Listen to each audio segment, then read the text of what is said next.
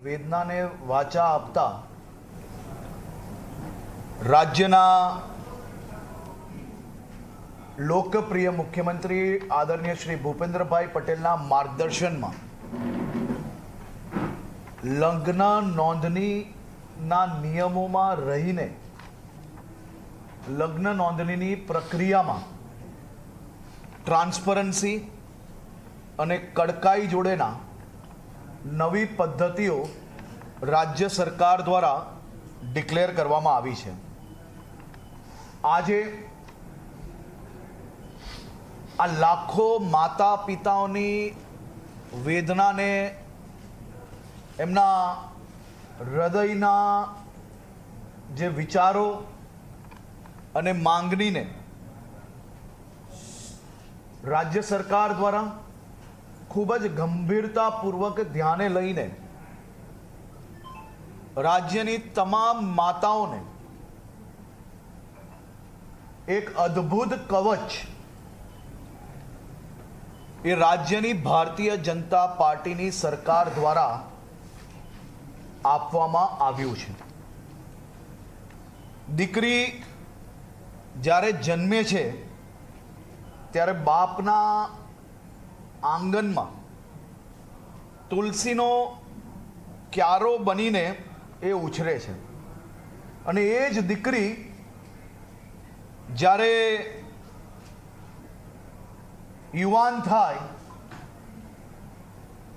ત્યારે કોઈ લેભાગુ ટપોરીઓ આવી દીકરીને સોશિયલ મીડિયાના માધ્યમથી ઝાંસાઓના માધ્યમથી જે સુખી સંપન્ન હોય મધ્યમ વર્ગની દીકરીઓ હોય કે પછી નાના પરિવારની દીકરીઓ હોય આવા લોકો ટાર્ગેટેડ આવી દીકરીઓને પાછળ પડીને એ દીકરીઓનું જીવન બગાડવાનું ષડયંત્ર રચે છે। જે તુલસીનો ક્યારો મા બાપ માટે હોય તેનું જીવન વીંખી નાખવાનું કામ એ આ પ્રકારના લેભાગુ ટપોરીઓ અસામાજિક તત્વો દ્વારા કરવામાં આવે છે। રાજ્યમાં છેલ્લા 2 વર્ષમાં જે નિયમો હતા એ નિયમોની અંદર છટકબારી શોધીને આ પ્રકારની ટુકડીઓ દ્વારા ષડયંત્ર રૂપી એમાં એરર શોધીને એ એરરનો ફાયદો લઈને હજારો દીકરીઓનું જીવન બગાડવાનો કોશિશ કરવામાં આવી હતી અને જે કોઈ અધિકારીઓએ આ દીકરીઓના જીવન બરબાદ કરવામાં જે આ અસામાજિક તત્વો મુખ્ય જોડાયેલા હતા અને એનો સાથ આપનાર તમામ અધિકારીઓને કે સિસ્ટમમાં આવતા લોકોને રાજ્ય સરકાર દ્વારા કડકાઈપૂર્વક પગલાં ભરવામાં આવ્યા। અનેક જિલ્લાઓમાં આવા સિસ્ટમમાં રહેલા લેભાગુ લોકોને બી સરકાર દ્વારા કેસ કરીને આવા લોકોને જેલના સળિયામાં ધકેલવામાં આવ્યા। હું આપ સૌને પંચમહાલ જિલ્લાના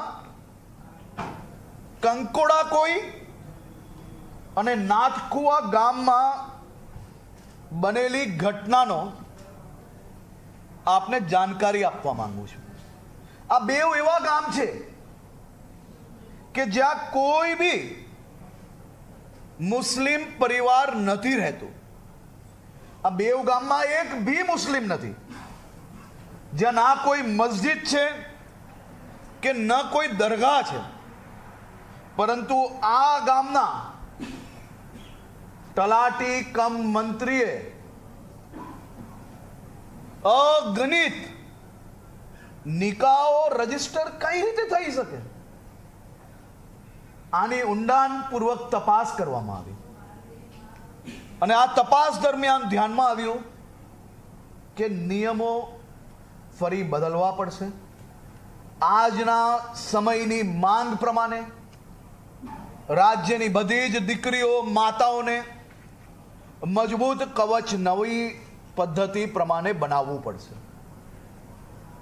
રાજ્યભરના મોટા ભાગના સામાજિક સંસ્થાઓ આ વિષયોને લઈને રાજ્ય સરકાર પાસે આવી. આદરણીય મુખ્યમંત્રીશ્રીને મળ્યા, મને મળ્યા, અમારા મંત્રી આદરણીય શ્રી કૌશિકભાઈને મળ્યા. અનેક બેઠકો થઈ અને બેઠકોમાં સમાજ દ્વારા અનેક મુદ્દાઓ રજૂ કરવામાં આવ્યા. આ મુદ્દાઓમાં જેટલા મુદ્દાઓ આપણા મેરેજ એક્ટમાં નિયમોમાં રહીને આપણે કડકાઈ કઈ રીતે વધારી શકીએ તે દિશામાં રાજ્ય સરકારે કામગીરી કરી અને એ કામગીરીને બધા જ સમાજોના આગેવાનો જોડે ચર્ચા કરવામાં આવી. એ છતાં આ ચર્ચાના અંતે આપણે એવો નિર્ણય લીધો કે સામાજિક આગેવાનો બી, માતા પિતાનો બી હિત જળવાય અને યુવક યુવતીનો બી હિત એટલો જ જળવાવો જરૂરી છે. તેથી આજે જ્યારે આ નવી પદ્ધતિઓ, નિયમો જ્યારે આપણે જાહેર કર્યા છે,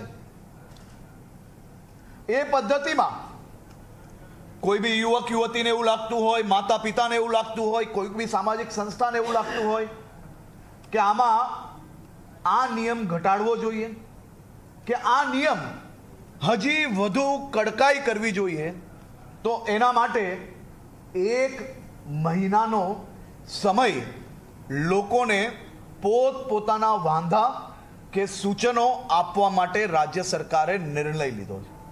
આજે જાહેર કરેલી પદ્ધતિમાં જો કોઈ બી વાંધાજનક વિષયો લાગતા હોય તો એનું સજેશન આપ પરિવાર એટલે કે હેલ્થ ડિપાર્ટમેન્ટને ઓનલાઈન આપ આપી શકશો.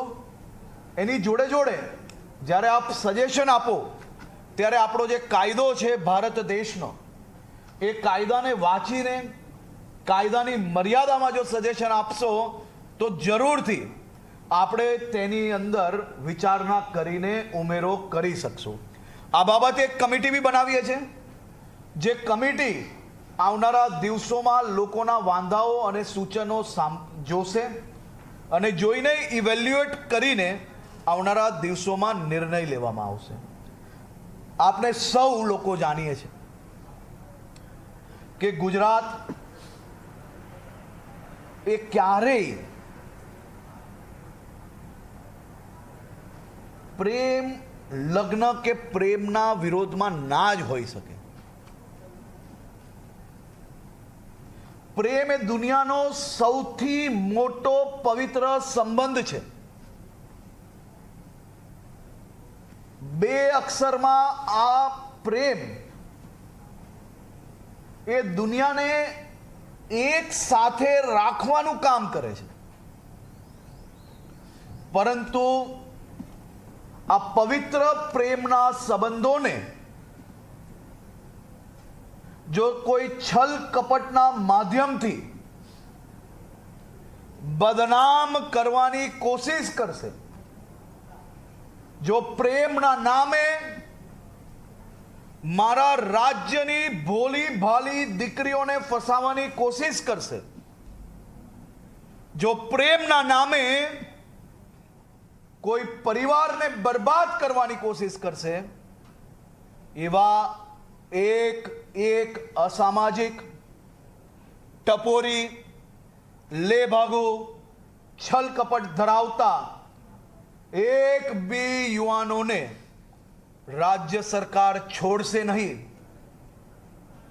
કાયદો સૌ માટે એક સરખો છે, પરંતુ હું આ રાજ્યના ઉપમુખ્યમંત્રી તરીકે આજે ગૃહમાં જાહેર કર્યું છે કે આવા છલકપટ કરનાર લોકોને આ સરકાર કોઈ હિસાબે છોડવા નથી માંગતી. આ સરકાર એનો એવો હાલ કરશે કે જીવનમાં દીકરીઓ તરફ જોતા એની આંખ ઊંચી ન થાય